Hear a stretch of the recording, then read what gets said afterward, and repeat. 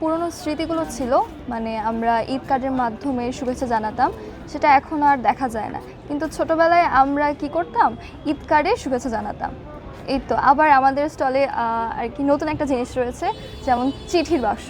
তো আমরা এই চিঠির বাক্সর মাধ্যমে অনেকে আসে পাঠক, তারপর আমরা একজন আরেকজনকে বিভিন্ন চিঠি দেওয়ার চেষ্টা করি, সেগুলো এখানে দেওয়া হয়। তারপরে আমরা এটা হচ্ছে মানে মেলার শেষ দিনে চেষ্টা করি লাইভের মাধ্যমে আমাদের পেজে প্রকাশ করার।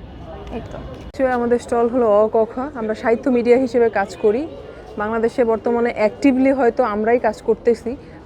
আমাদের বইমেলাতে স্টল নেওয়ার মেইন কারণ ছিল যে আমরা বই সম্পর্কে মানুষের কাছে জানানো। আমাদের এটা আসলে আড্ডা দেওয়ার একটা জায়গা বলা যায়, যে লেখক আসতেছে, পাঠক আসতেছে, আমাদের চেনা জানা সকলে বসে এখানে আমরা বই সম্পর্কে আলোচনা করা আর কি।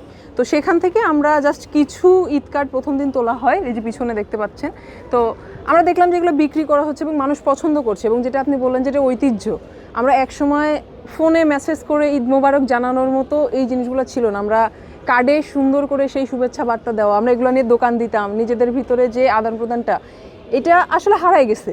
কিন্তু এই জিনিসটা নতুন করে আমরা আবার আমাদের ভিতরে, বা এই যে ঈদ রোজার মাসে বইমেলা হয়তো আমাদের এই প্রথম হচ্ছে, সেখানে আমরা নতুনভাবে এটা তুলে ধরার চেষ্টা করা, যে আমরা নতুন এই মানুষের কাছে ঈদ শুভেচ্ছাটা আবার সেই ঈদ কার্ডের মাধ্যমে তুলে ধরতে পারি।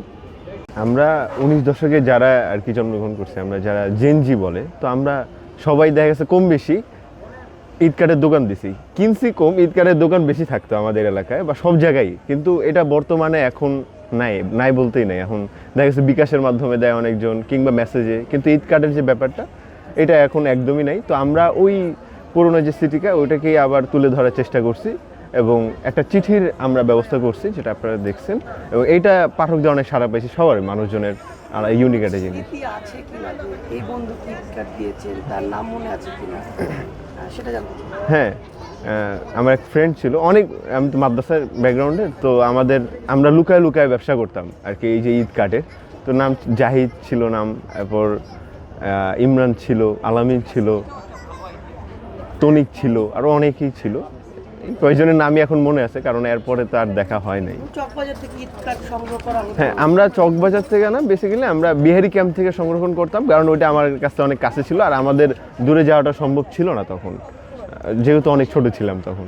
তো তারপরেই একটা পিরিয়ড শেষ হয়ে যাওয়ার পরে আর হয়নি, এটা কন্টিনিউ হয়নি ঈদ কার্ডের ব্যাপারটা। ঈদ কার্ড মূলত ঈদের যে শুভেচ্ছা, ঈদ অবশ্যই আমাদের জীবনের একটা অনেক বড় উৎসব, আমাদের বিশেষ করে বাঙালি মুসলিম সমাজে, সকল মুসলিম সমাজেই, তবে বাঙালিরা একটু ভিন্নভাবে উদযাপন করে। তো ঈদ কার্ডটা আসলে সেই বন্দোবস্ত ছিল যে ঈদ কার্ডে একটা নতুন কার্ড দিয়ে আমরা তাদের শুভেচ্ছা জানাবো, এটা আসলে একটা আবেগের জায়গা। এখন যেমন বিকাশে বিভিন্ন ঈদ কার্ড ইউজ করা হয় ডিজিটাল, তখন তো সেটা ছিল না। আর ছোটোবেলায় দেখতাম যে গলির মোড়ে মোড়ে হচ্ছে আমাদের বন্ধুরাই বা সিনিয়ররাই হচ্ছে দোকান দিয়ে ঈদ কার্ড বিক্রি করতো। তো সেই আইডিয়া থেকেই মূলত আমরা ভাবলাম যে আচ্ছা, এই দোকানটা আমরাও দিতে পারি। ছোট যখন ঈদ কার্ডের প্রচলন হবে হয়তো 4-5 বছর, তখন তো আসলে ওরকম বোধ বুদ্ধি নাই যে কাউকে ঈদ কার্ড দেবো। হ্যাঁ, না, ছোটোবেলায় ঈদ কার্ডের দোকান দেওয়া হয়নি।